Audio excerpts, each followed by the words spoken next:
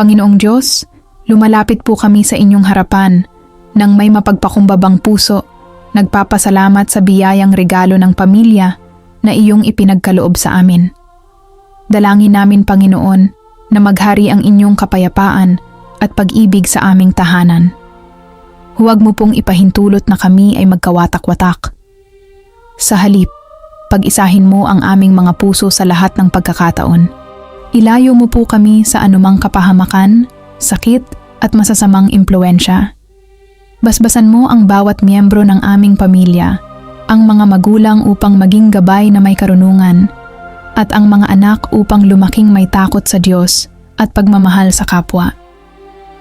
Patawarin mo po kami sa aming mga pagkukulang at turuan kaming magpatawad sa isa't isa. Tulungan mo kaming maging matatag sa gitna ng mga pagsubok at laging magtiwala sa inyong banal na plano. Iniaalay namin sa inyo ang aming buong buhay at tahanan. Manatili ka nawa sa aming piling ngayon at magpakailanman. Amen.